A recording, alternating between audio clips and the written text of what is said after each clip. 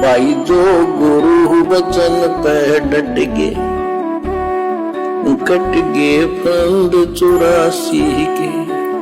इस पुस्तक में वो अनमोल ज्ञान है जो ज्ञान पहले की चारों आसमानी पुस्तकों तौरात, जबूर, इंजिल और कुरान मस्जिद में भी नहीं है। और इस पुस्तक को स्वयं अल्लाह कबीर ने, अल्लाह अकबर ने, कादिर अल्लाह, अल्लाह ताला ने 7वें आसमान से नीचे उतरकर सतगुरु रूप में धरती पर प्रकट होकर अपने कर कमल से लिखी है। इस पुस्तक को पढ़कर सच्चे खुदा की सच्ची इबादत करने वाला मुसलमान अवश्य उस अल्लाह के पास जन्नत में जाएगा। अन्यथा भैया जो विधान तुम लोगों ने बना रखा है अपना मनमुखी, जो तुम्हारी चारों आसमानी पुस्तकों में भी नहीं है, कि जब तक मुसलमान मरते रहेंगे वो कब्रों में दफनाते रहेंगे, कयामत के दिन के बाद उन सभी को निकाला जाएगा, शुभ कर्म करने वालों को जन्नत में, बुरे कर्म करने वालों को जहन्नुम में डाला जाएगा। ये विधान तुम्हारा सरासर तुम्हारे ही धर्म की धर्म पुस्तकों के खिलाफ है। इस विषय में पवित्र कुरान मजीद में, कुरान शरीफ में क्या लिखा हुआ है, पवित्र बाइबल में क्या लिखा हुआ है, ये सारी जानकारी आपको पहले के वीडियो में सतगुरु रामपाल जी परमेश्वर जी के द्वारा इस पवित्र आसमानी पुस्तक मुसलमान नहीं समझे ज्ञान कुरान, इसके अंदर लिखकर दे दी गई है। और हजारों लाखों की संख्या में मुसलमान भाई बहन बाखबर सतगुरु रामपाल जी से उपदेश प्राप्त करके, और जो 3 मोक्ष मंत्र कुरान शरीफ में लिखे हुए हैं, सूरा 42 आयत नंबर 1 और 2 में ऐन सीन काफ, उन मंत्रों को प्राप्त करके अपनी आत्मा का कल्याण करवा रहे हैं। आज के वीडियो में गुरुदेव भगवान हमें और बहुत सारी अच्छी अच्छी बातें बता रहे हैं, जिन बातों को फॉलो करके, यानी अल्लाह कबीर के उन आदेशों को फॉलो करके ही हम आगे बढ़ सकते हैं। जैसे मांस वगैरह ना खाना, किसी भी जीव की हत्या ना करना, ब्याज वगैरह ना लेना, झूठ ना बोलना, रिश्वत ना लेना और शत भक्ति करना। और मुसलमान धर्म के किन किन साधकों ने, किन किन भक्तों ने बाखबर अल्लाह कबीर से वो शत भक्ति लेकर अपनी आत्मा का कल्याण करवाया,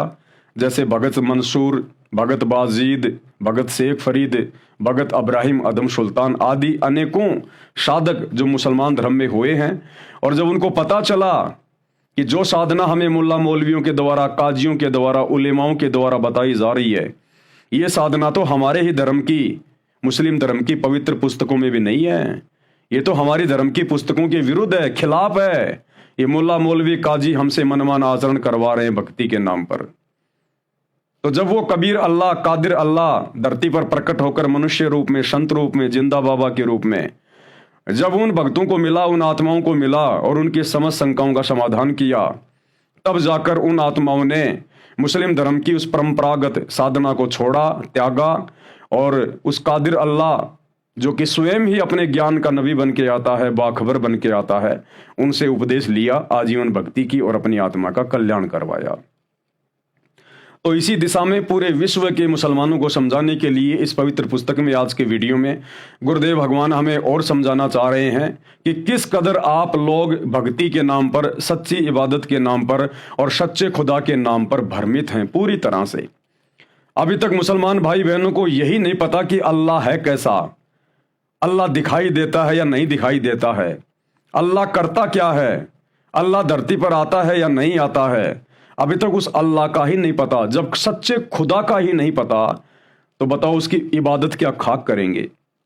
तो इस पुस्तक के माध्यम से सतगुरु रामपाल जी ने अल्लाह कबीर की पहचान बताई है कि वो साकार है,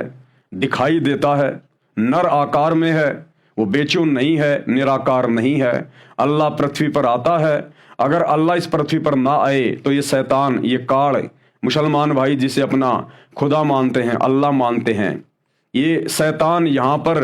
किसी को सच्ची इबादत करने ही ना दे और हमेशा इसी के जन्म और मृत्यु के चक्कर में आत्माएं फंसी रहें। लेकिन वो दयालु, बड़ा मेहरबान, निहायत रहम दिल अल्लाह धरती पर स्वयं अपने ज्ञान का नबी बन के, रसूल बन के, पैगंबर बन के आता है और परमात्मा चाहने वाली आत्माओं को सच्ची इबादत से रूबरू करवाता है। आज से पहले हम जिनको रसूल मान रहे हैं, नबी मान रहे हैं, पैगंबर मान रहे थे, हजरत आदम से लेकर हजरत मोहम्मद जी तक, ये जितने भी नबी थे, रसूल थे, ये सब शैतान के द्वारा भेजे गए थे, ये सब काल के द्वारा भेजे गए थे। वो काल, वो शैतान जिसे मुसलमान भाई बहन अपने धर्म की पुस्तकों को ना समझ पाने के कारण उसे अल्लाह मान बैठे, उसे खुदा मान बैठे। हिंदू धर्म में उसको काल कहते हैं। लेकिन सच्चे खुदा की सच्ची इबादत वो सच्चा खुदा स्वयं ही धरती पर मनुष्य रूप में प्रकट होकर बताता है। और 8 सितंबर 1951 से सतगुरु रामपाल जी के रूप में वो अल्लाह कबीर धरती पर प्रकट होकर सन 1994 से अपनी पूर्व निर्धारित योजना के तहत, जो योजना उन्होंने 650 साल पहले ही बना ली थी और आदरणीय धर्मदास जी के माध्यम से 5वें वेद सूक्ष्म सागर कबीर सागर में लिखवा दी थी कि जब आवे 5505 तब ये वचन मेरा होगा सांचा। यानी जब कलयुग 5505 वर्ष बीत जाएगा, उस समय धर्मदास मैं अपने यथार्थ 13वें कबीर पंथ की शुरुआत करूंगा और नीचे जाकर धर्म और जातियों में शैतान के द्वारा बांटी गई आत्माओं को एक करूंगा और सच्ची इबादत देकर उनको अपनी वास्तविक जन्नत शतलोक में लेकर जाऊंगा। भाई जो गुरु वचन पे डट गए, कट गए फंद 84 के, कट गए फंद 84 के, कट गए फंद 84 के।